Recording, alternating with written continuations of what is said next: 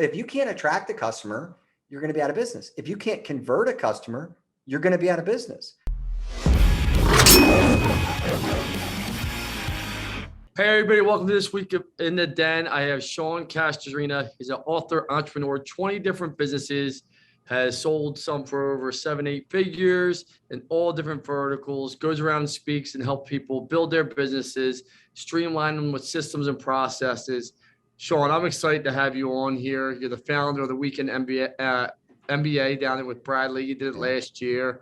You've done a lot of cool stuff in your career, so I'm really excited to have you here. And you're really a self-made entrepreneur. And the biggest thing I love about you, I couldn't wait to interview because I think people hide things. You're so direct about your recovery. You're like, I'm in recovery. I used to be a drug addict.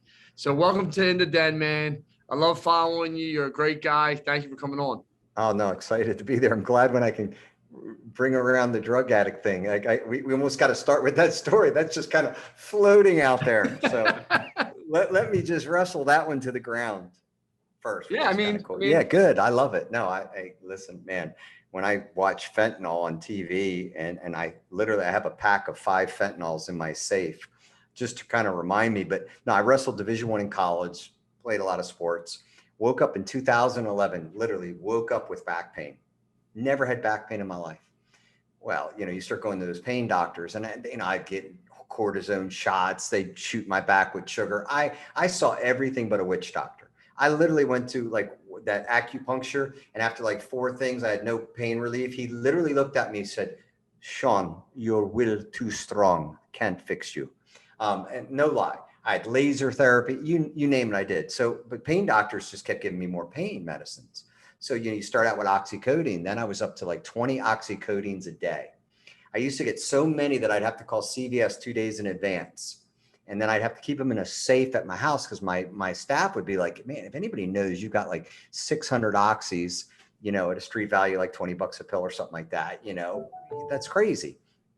So he had me on those. And I don't even drink caffeine. I don't drink alcohol. I don't smoke pot. Like I'm like clean cut as it is in regards to stuff like that. Work out every day, but I'm on oxys. And then he goes, "Hey, why don't we just add fentanyl to the magic since you still have pain?"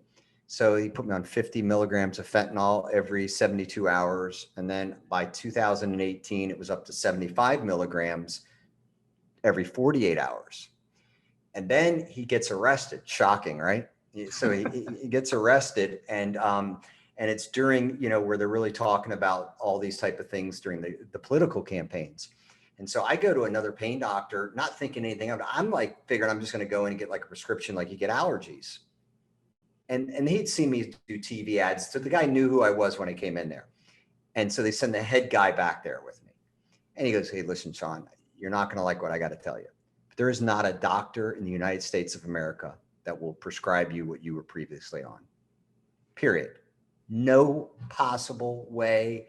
Anyway, he goes, the amount of fentanyl you were on, we would give to a cancer patient who had less than 5 years to live, let alone the oxys, just kind of like your Tic Tacs."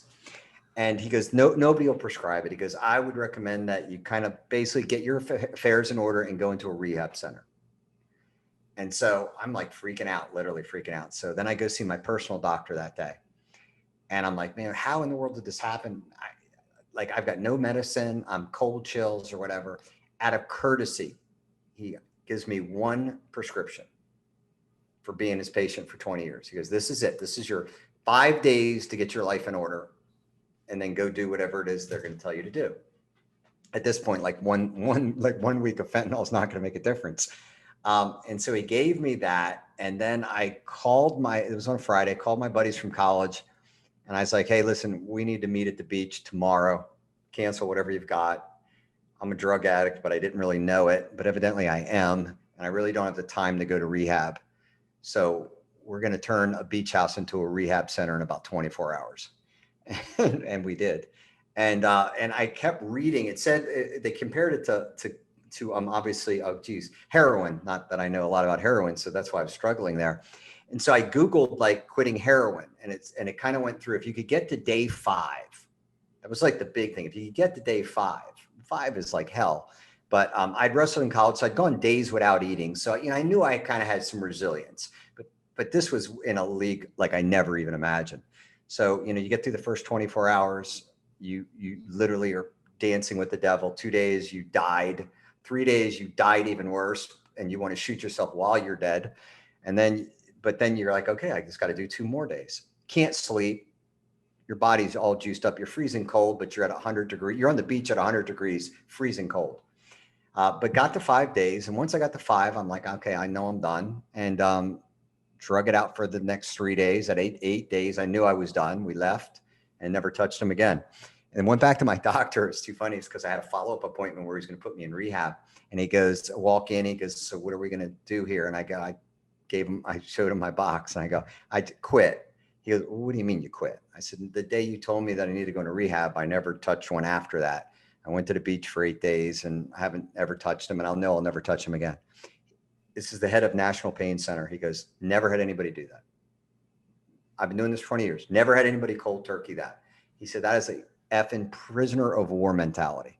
He goes, I've never had anybody do that. He goes, if you would have told me I'd have given you some medicine to help you sleep and stuff like that, like if you gave me any idea you were even thinking of doing something like that. He goes, like, what made you do it? I said, going to rehab was way too inconvenient. I said that the pain of that was worse than quitting, in my schedule. And so that's that story. So there we brought that around. Well, good. I'm glad you shared that with people, because I think a lot of people would be ashamed of that, where there's no shame in it, especially with these doctors. They're animals these days. Oh, yeah. Here's a question for you. You said you wrestled in college. Where'd you wrestle at? At Liberty University in Lynchburg. Okay. Yeah. Yeah. So my sons wrestle. Yeah. No, I was a state champion. It was fun. And they sent me a brochure and I was like a ghetto kid, and so they sent me a brochure of like people jogging in a mountain. I'd never seen a mountain in my life. I'm like, you had me at the picture of a mountain. So question for you. How did you grow? Because you own 20 businesses. Obviously you're a multimillionaire. You're not doing this for the money anymore. You keep growing. You're a high energy guy. So you're constantly building. You acquire 1 to 2 companies every single year. Can you talk to me how that wrestling mentality went into the business mentality? Can you kind of take us through your childhood and what made you who you are today? Yeah. I grew up in one of them typically high dysfunctional homes. And poor, not like we're dirt poor, but where you live every Friday to every Friday. And if something goes wrong during the week, the weekend's awful. If a tire went, if anything that can throw off that minimal amount of money, anybody who's lived week to week knows what I'm talking about. So that was no fun. I knew in middle school that I'd never struggle for money. Like I'd made a decision, like I'm going to do the opposite of everything I see around me. Literally made that. They smoked, I didn't smoke. They drank, I didn't drink. Okay. Nobody played sports. I played sports. So I figured I'd get a scholarship to college and then just get a good education. At that point, our generation, just get an education. And then I went to grad school, but I lost my dream job like in my early 20s. And I'm like, this is crazy. Like there's no job security. That's, I literally thought I just kind of, with the athletic mentality, seek, destroy, be a CEO one day. That's kind of the mentality of an athlete. Give me the opportunity, I'll bang my way through and get to the top. That doesn't necessarily happen. So I started a company and have just been building stuff ever since with that idea. If I start something, I want it to be the best within our area, and I don't think I've ever had anything like an earth-shattering company that's jarring, but I have found service companies is what I love. I like anything that involves a human being. It's still the greatest asset on the planet. So as you know, I own 5 different companies. I own one SEO, I own Dillon HVAC, plumbing company, I own a painting company, roofing company, and I own an IT company, obviously. And I have your mentality. All my companies are service-based companies. Yeah. Like the human asset is the best capital you can invest in. For me, people will tell you it's technology, this and that. I truly believe people need people to do what they won't do. Always. That's all the companies I own. I own a digital marketing company, but I own a roofing company, a siding company, a solar company, all the way down the line. Anything that you could get fixed on your house that is a high margin. I'm not in the house cleaning. I'm not in the grout cleaning and all that type of stuff. But if it is a high margin, requires talent. Basically, can I bill it out at 95 to 120 an hour? That's kind of my sweet spot. Yeah. Plumbing, things like that. So can you talk about, because I think a lot of people don't understand when you say you own these companies and I own these companies, they think you're involved in the day-to-day. You're going out and you're selling an HVAC, you're selling a roof. You're not. You're investing in an operator. Can you kind of talk about that and explain that and say what you look for? And then what you kind of go through your steps. Yeah. What you look like and why you acquire and how you scale. Yeah, I mean, first I started a handyman company 23 years ago because I couldn't get anybody. I was trying to convert my dining room into like a home office. Kind of hard to have your mojo with a big chandelier hanging over your head. So it was like finding a one-eyed leprechaun. So I started a handyman company. I'd owned a very successful direct mail company at the time. And I talked to my other service provider, my plumber in there and guys that I knew made companies to kind of, get a lay of the land. I started handyman company within 5 weeks. We had over 50 phone calls in 1 week in a town of 60,000. So I knew I hit the lottery on that. So my way of scaling is I always partner. So I found one of my clients that was in my magazine owned a painting company. And so I said, let me buy your painting company from you. And then let me hire you back and bring you on as my partner. Like I'll hire you back, because they're always, unfortunately, most painters are broke and they live week to week, but he was a super sharp guy, really just a really nice guy. And I liked him. He was honest. So I bought his painting company and I brought him into my company and gave him 49%, but we did a 50-50 profit split. That's the easiest way to do it. If you're fighting over 1%, you're an idiot. I'd rather have 50% of a lot than 100% of a, 100% of a little. And that's been I don't know the difference between two screwdrivers. When I tell you, I have the same toolbox that I had when I got married as like a wedding gift. It's plastic, literally. It looks like a tool, like a fishing toolbox. But I've been partnering. If I want to do a roofing company, I find who I think is a great roofing person. Their age is where we got 20 years of growth ahead of us. I'll partner with them. I'm good at making the phone ring. Like that's my superpower, marketing and creating systems. And I just, I want a siding company. I bring in a good siding guy. I want our kitchen remodeling company. I brought a guy who ran our kitchen at the biggest home improvement store, brought him on. I just keep bringing on partners that their specialty is the division that I want. And I make the phone ring. I have the infrastructure and all that, and rinse, repeat. And I've been doing it for 23 years. Let's talk about that. You said you know how to make the phone ring systems. People don't understand the power of people like us that know digital marketing, right? I got 150 employees here at One SEO. Making the phone ring actually becomes the easiest part for us. They struggle. A lot of people, operators struggle with that. But once you get the phone ringing, there's so much more to that. Can you talk about that? Like the phone's easy for us. Tell us what's your next step with systems, processes. Are you using Service Titan, House Call Pro? Are you bringing CRM? Can you talk to us? Yeah, I mean, maybe we do it old school and how we do it, but this is going to embarrass us. But we have everything set on Excel spreadsheets. It is what it is, but my staff knows how to do it. And it's probably, I'm holding them back, but I want to, and I get it every day. I get a text at the end of the day with all these columns. And it looks like a dashboard of an airplane. And I know everything that's going on. I can create a pattern. I can see a pattern developing and so fast. And it'll take me all the way through all my companies, all the money that was received all the way across. Okay, boom, boom, boom, boom, boom. Then it'll talk about everything that was deposits just got contracted.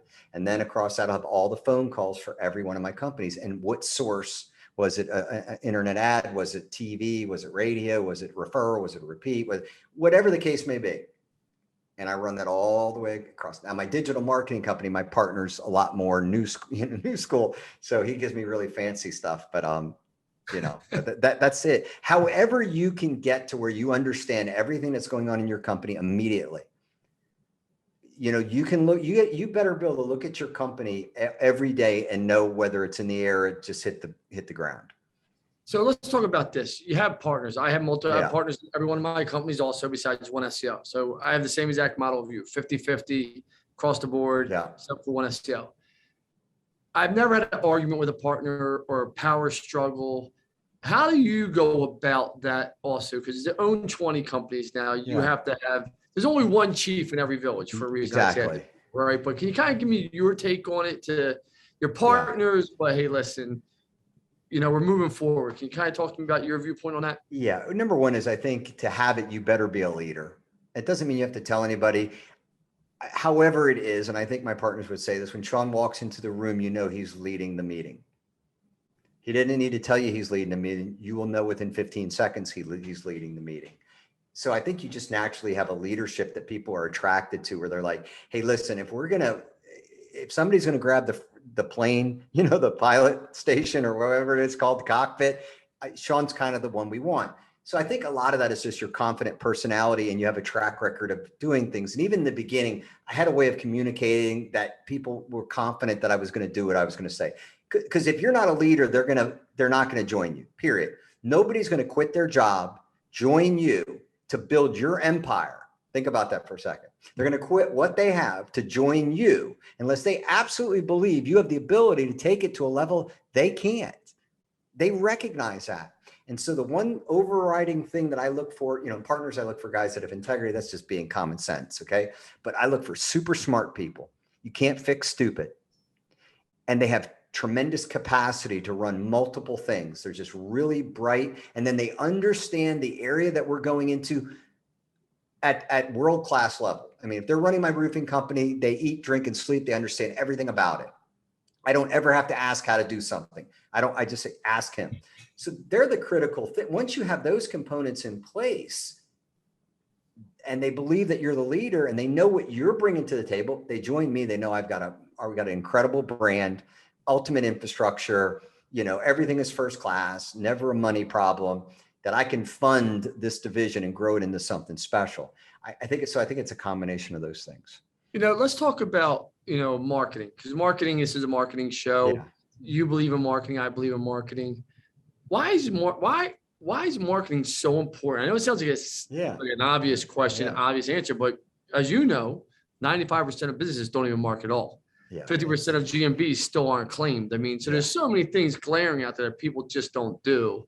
Can you tell me why marketing for a small business, let's just say your roofing, your plumbing, your HVAC, your solar company, why is marketing so important to these home service-based businesses or any business, I believe? Yeah, I was going to say, listen, business, there's only three things you do in business, period. And no matter how complicated, it's Amazon, any of them. Once I tell you this, you'll agree with me, but it's very simple.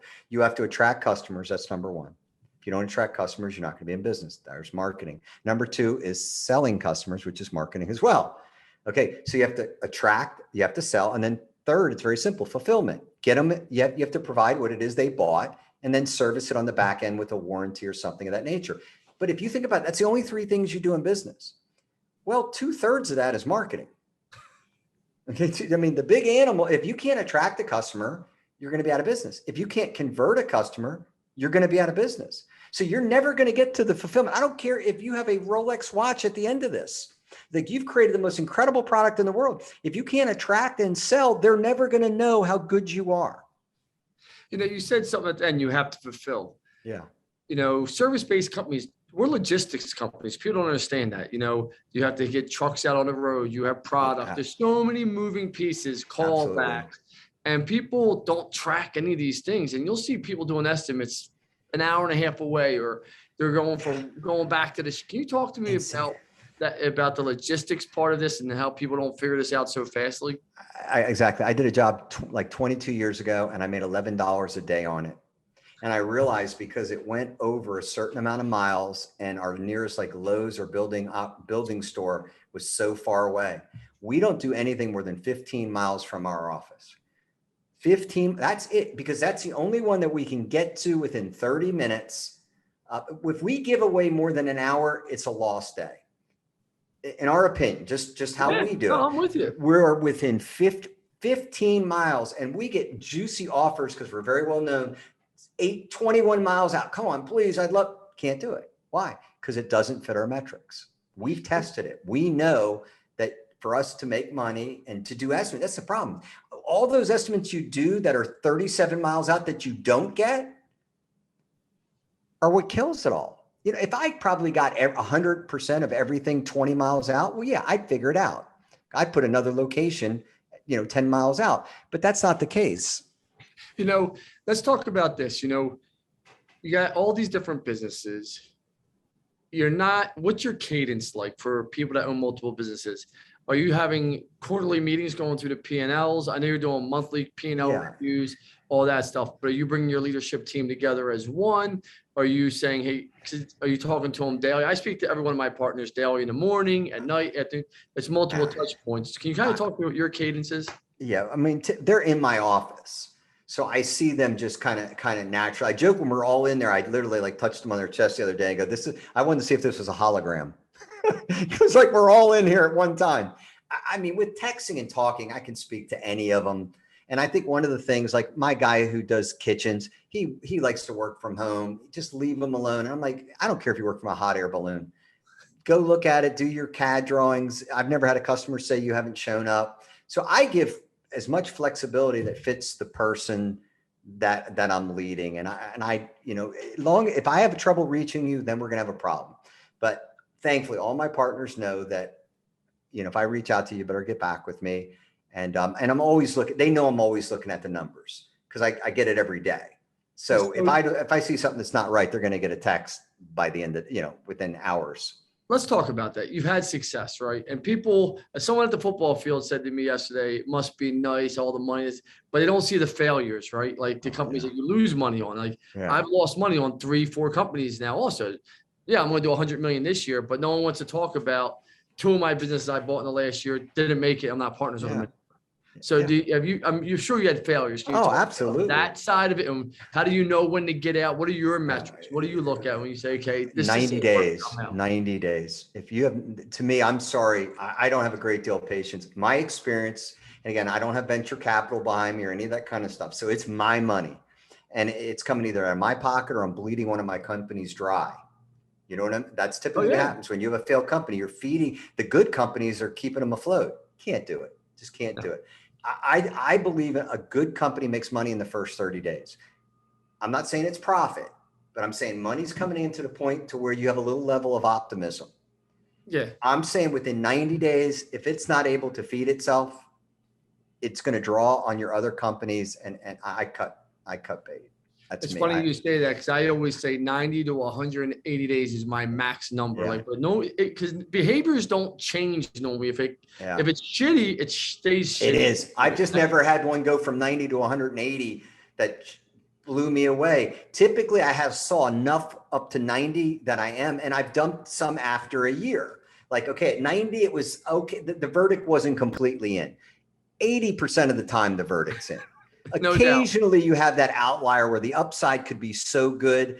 You're up to this much in it and you're like, oh crap. If I could turn the corner, we've all had those outliers scenarios, but in most cases, I would say 3 out of every 4 companies, you knew 90 days in whether it was a bomb or going to be a success.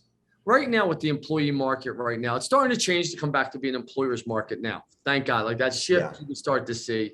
I don't know what people are still doing. Some aren't working. I don't know what's going on, but I know this. We're starting to see more applications across all my Absolutely. I have 2 in the last 30 days. Which is a great sign. I'm going to ask you a personal question. Being that you're in recovery, and I have a partner that's in recovery, brother that's in recovery, a lot of my friends are in recovery, a lot of my employees are in recovery. Yeah. I feel like some of these people that are in recovery after 7, 8, 10 years of sobriety, whatever it may be, they're some of your best people in workforces and will do anything for you. I'm not trying to label, but man, it seems like if you can find those people, it's like if they keep making their meetings and can handle the pressure, like you could build an empire with some of these people. They're just hungry people. Am I wrong? Yeah. I mean, I agree. It's funny. My situation, I look crazy. I feel like I got tricked into being a drug addict. Like I never chose any of it. Literally my wife is a nurse. Like we never figured this out. Like, I'm like, how in the heck did this happen? So I view my situation a little differently than the person who just kind of openly goes to the bar every day.